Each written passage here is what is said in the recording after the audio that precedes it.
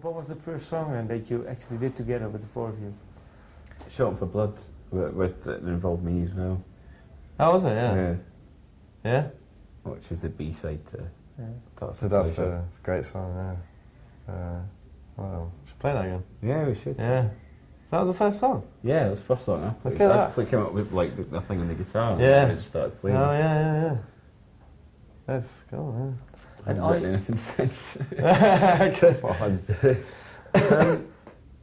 Are you proud to open for Depeche Mode in Germany?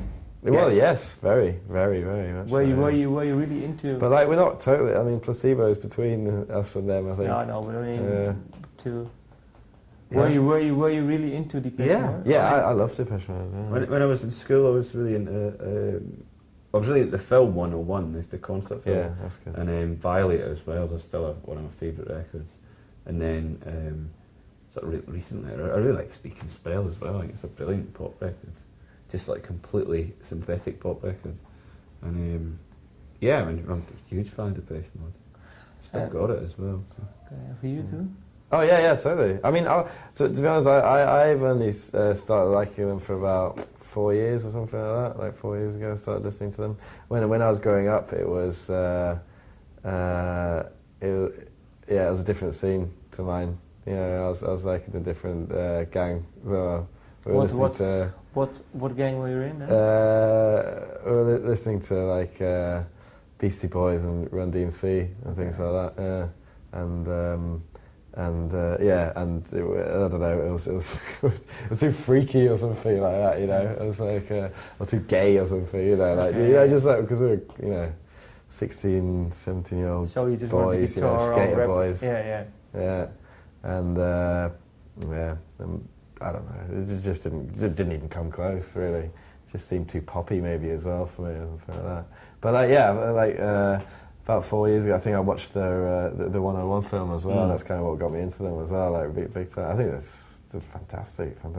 And I really like their the way that they want like an indie label as well, the new thing, and it's like, kind of, and it's an incredible story, really, isn't it? I mean, it's just like to get to such a big. They still to this day haven't even signed a record contract with me. Yeah. Okay.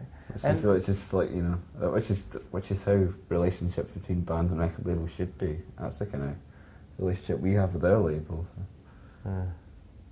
And because he was really, Dave Gahan was really low sometimes. I mean, in his personal life. Yeah. So I was wondering, how do you look back now on the last 2 years? I mean, with the media pressure and being labelled the next big thing. How do you look back on it now? Was it strange? We never really thought of pressure.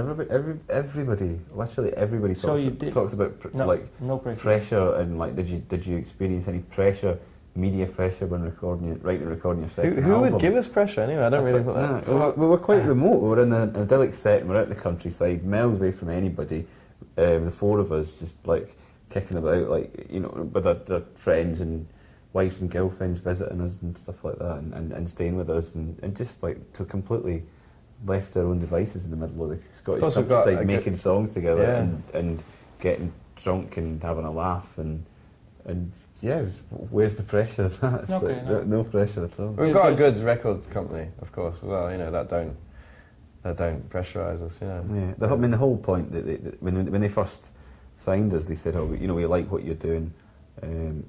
Just continue doing exactly what you're doing, and we'll put your records out." And they still do that. You know, they just the only thing they do is say, "Well, if you want to get it out this year, then you have to finish it by July." You know, what I was saying before. But they tell us the facts. You know. Yeah. These are just admin sort of stuff. Yeah. It's nothing to do with us, the bureaucracy. But so they're very open to what we do. So it's fantastic. And where do you want the music to go? Because you talked, well, you just want to progress. Do you know now? Yeah.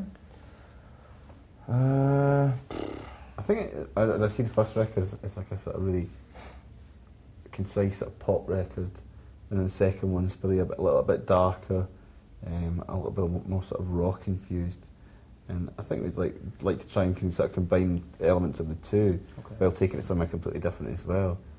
I know we still love pop music, and I could do some really polished. really polished pop songs. Yeah. Not 100% sure yet. No. Yeah. I mean, we've just been practicing a song today.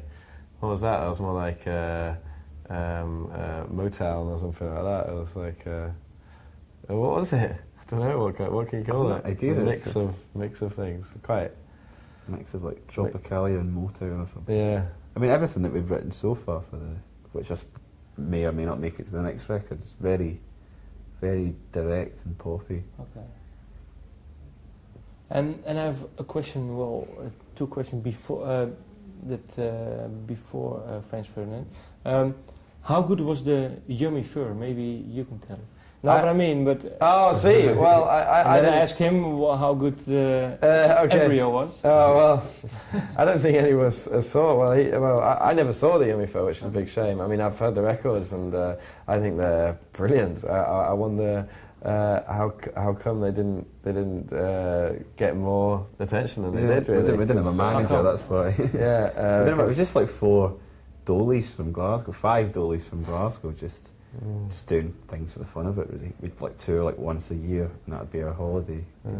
Really good songs. Amazing. Yeah, John's a brilliant songwriter. He's got another band now as well. A new band called the 1990s. You should check them out if you can. No, they haven't got a record out yet, but they've just started playing a bit more intensely, I think. And they're great, really great. Yeah.